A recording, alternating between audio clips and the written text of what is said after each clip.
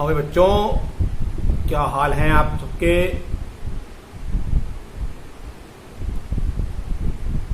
पढ़ाई का हिसाब किताब कैसा चल रहा है।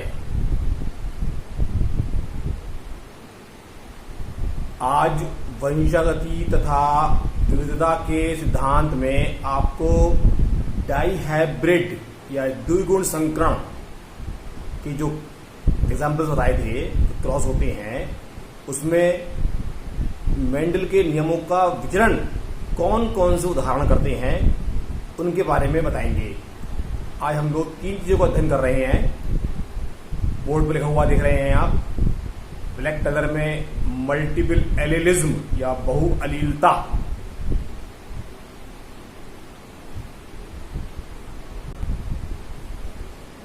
और ग्रीन कलर में देख रहे हैं बहुजीनी वंशागति, पॉलीजेनिक इनहेरिटेंस, और रेड कलर में जो है आप देख रहे हैं बहुप्रभाविता या पैलियोट्रॉफी। तीनों के एग्जाम्पल्स आपको अभी बता रहे हैं। इंटरेस्टिंग है, ध्यान से पढ़िएगा, सुनिएगा, बुक से भी देखिएगा, समझ में आएगा। ठीक है। बहुअलीलता, मल्टीपल एलिलिज्म, यानी कि कुछ कैरेक्टर्स ऐसे होते हैं जो एक से अधिक जीन्स के द्वारा दर्शाए जाते हैं। मनुष्य का ABO ब्लड ग्रुप आपको मालूम है सह प्रभाविता के साथ साथ, पढ़ाया था पिछले टर्न पे, सह प्रभाविता कोडोमिनेंस के साथ साथ बहुअलीलता यानी कि जो आप पढ़ रहे हैं इस वक्त, उसका भी उदाहरण है, क्योंकि इसमें एक जीन के 2 से अधिक रूप पाए जाते हैं। ठीक है। बहुअलील को आप ये जो देख रहे हैं उसमें क्या होता है, मेंडलीय वंशागति जो बोर्ड पर लिखी हुई है उसके अनुसार इसका प्रदर्शन होता है। एक जीन के 3 रूप होते हैं, या 3 रूप में मिल सकता है ये। और दूसरी बात लिखी हुई है, एक जीन में एक से अधिक एलील अभिव्यक्त होते हैं या उसमें प्रेजेंट होते हैं या दर्शाए जा सकते हैं। माता पिता के अगर ब्लड ग्रुप मालूम हो तो उसके आधार पर संतानों में रुधिर वर्गों का पता लगाया जा सकता है। यदि माता तथा पिता के रुधिर वर्ग होमोजाइगस A और हेटेरोजाइगस B हो तो संतानों का रुधिर वर्ग आप देख रहे हैं ये वाला, इसे देख सकते हैं। देखो ये जो है इस तरफ जो नीचे लिखे हुए हैं ये तो है माता के, और ऊपर वाले के हैं पिता के। ठीक है। ये नर का चिन्ह है, ये माता का चिन्ह है। तो क्या लिखा हुआ है, नर कैसा है, होमोजाइगस, यानी कि दोनों में A है। ये देखिए A और ये जो है B और 0 है, तो ये B0 हो गया और ये A हो गया।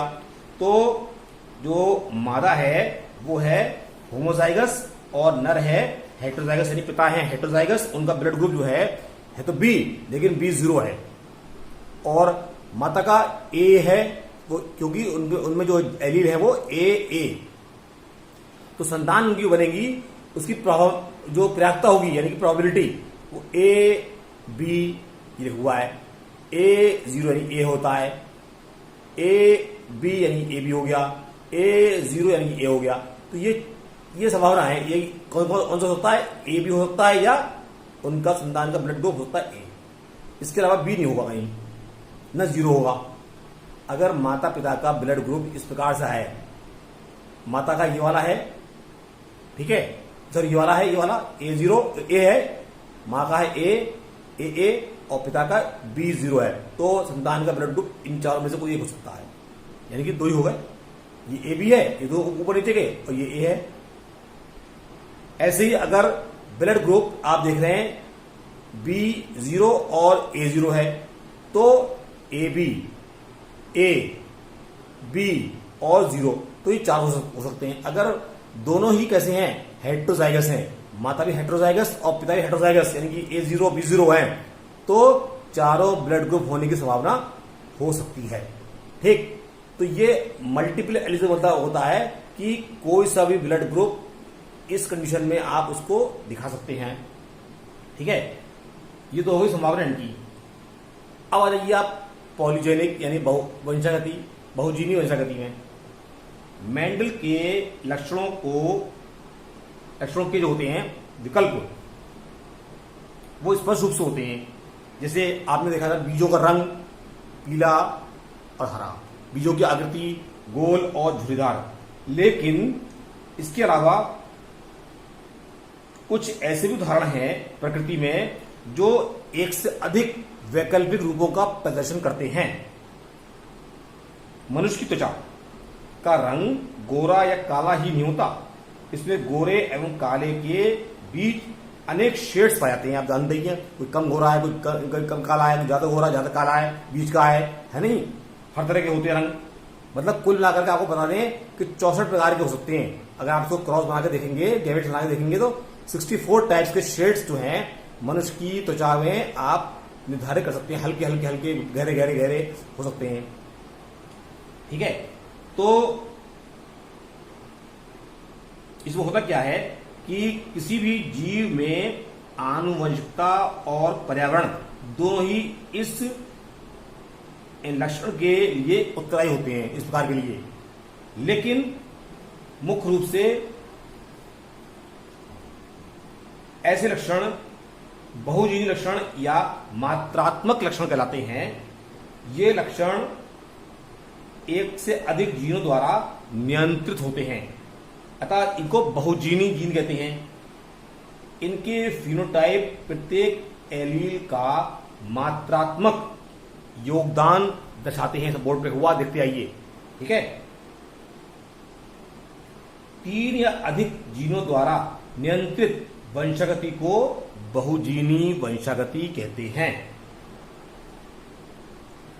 इसी को मात्रात्मक वंशागति, यानी कि मात्रा मतलब जो है बढ़ गई, मात्रा 2 से अधिक है, 3 हो गए, 4 हो गए, तो जीन्स की संख्या बढ़ती आ रही है, तो मात्रा बढ़ रही है, तो उसका जो इफेक्ट है वो भी बढ़ता जाएगा।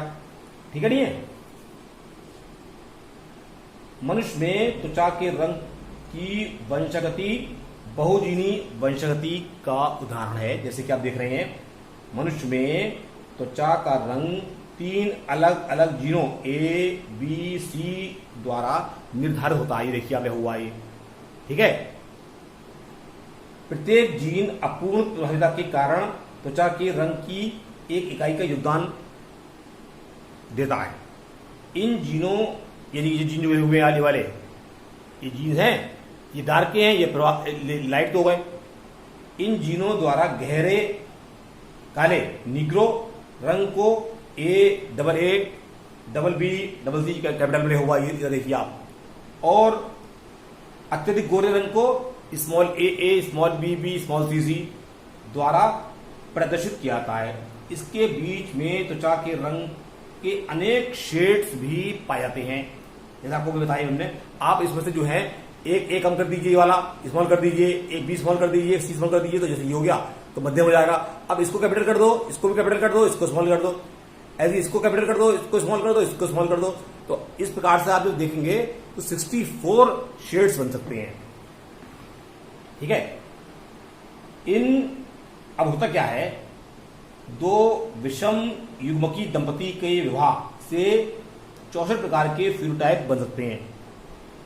अगर फिनोटाइप आवृत्ति हम ध्यान से देखें तो capital A, capital B, capital C के लिए 1/64, small A, small B, small C के लिए भी 1/64, यानी कि मतलब 64 कैसे बनेंगे, क्योंकि आप देख रहे हैं ये जो है जीन्स 3 के हैं।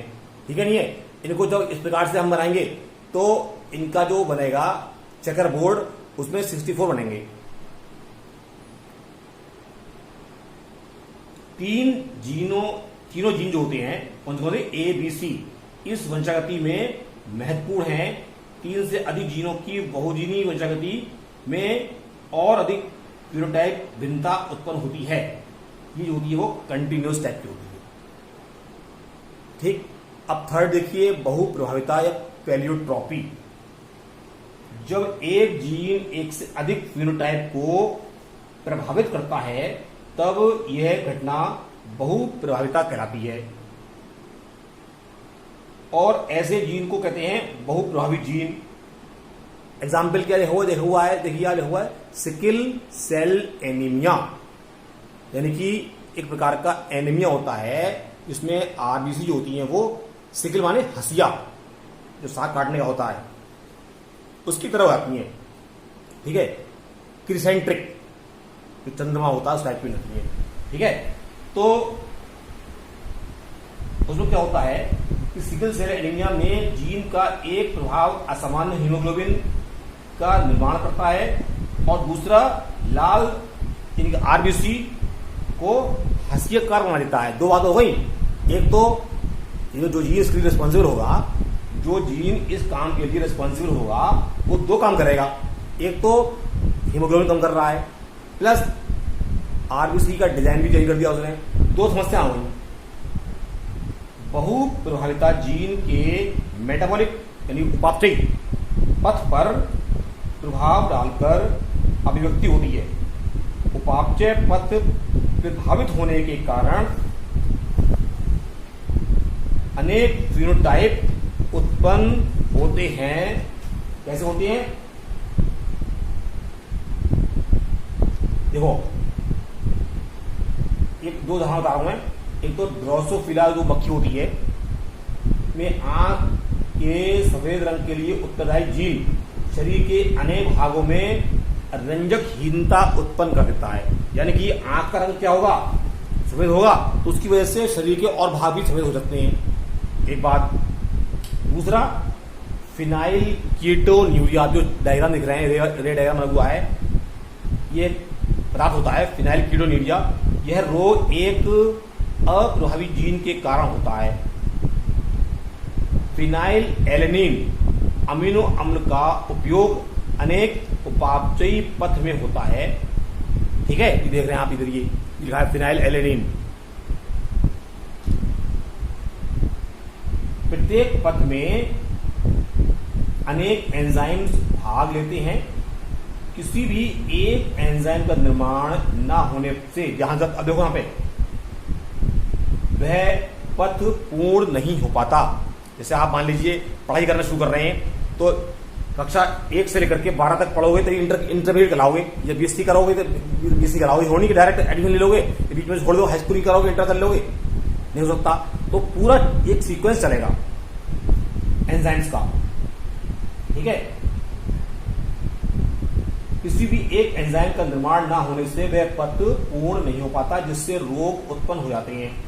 एक अप्रभावी जीन के कारण फिनाइल एलेनिन से टायरोसिन, देखो हुआ देखिए आप, ये टायरोसिन, ठीक है, के निर्माण के लिए आवश्यक एंजाइम का निर्माण नहीं हो पाता, जिससे रुधिर में फिनाइल एलेनिन की मात्रा अत्यधिक बढ़ जाती है। नीचे देखो, फिनाइल एलेनिन से फिनाइल एलेनिन बन गया लगातार बन रहा है तथा इसका श्रावण यूरिन में भी होने लगता है। देखिए नीचे रफ्ता नीचे हुआ लिखा हुआ ये।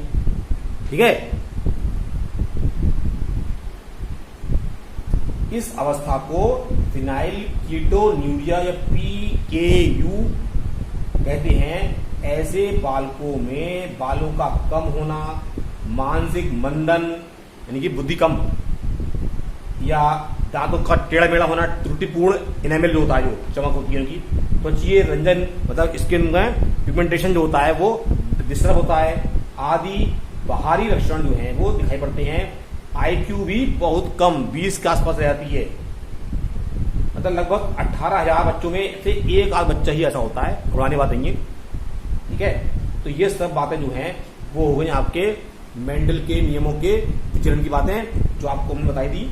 अब इसके बाद अगले टर्न पर आपको पढ़ाएंगे क्रोमोसोमल वाद या वंशावृद्धि का क्रोमोसोम सिद्धांत। ठीक है, तब तक आप इसको चैनल को पढ़िए, इस लेक्चर को पढ़िए। चैनल भैया सब्सक्राइब कर लीजिए आप लोग, तो आपको आगे फायदा रहेगा, वरना आपकी मर्जी है। और सभी चीज जो पढ़ाई गई हैं अब तक और पढ़ाई जाएंगे आगे, फेयर कॉपी में एज इट इज जैसे आप क्लास में करते थे वैसे ही लिखें। इस गलत फहमी में ना रहें कि आपको ये जो लेक्चर वीडियो दिखाई जा रहे हैं वो आप इनको कॉपी में ना लिख कर कॉपी में नोट कर लें। फेयर कॉपी पर काम करेंगे, फेयर कॉपी ही चेक करूंगा मैं। जब स्कूल खोलेंगे पहले आपकी फेयर कॉपी चेक की जाएगी तो आगे कार्रवाई होगी, और साथ साथ टेस्ट भी लिए जाएंगे जितना पढ़ा दिया गया है। टेस्ट और कॉपी चेक पहले ये काम होगा, क्योंकि कोर्स कम है तो अब टाइम उस हिसाब से मिल जाएगा कि आपको हम मैनेज कर सकें कैसे आपको क्या करना है। ठीक है, हम डील कर सकते हैं इतना। तो आप लोग जो है ये ध्यान रखें कि अपना वर्क जो है वो कंप्लीट रखें फेयर कॉपी में, प्लस टेस्ट के लिए भी तैयारी करते रहें। टेस्ट आपके ढंग से होंगे, धड़ाधड़। ठीक है, धन्यवाद।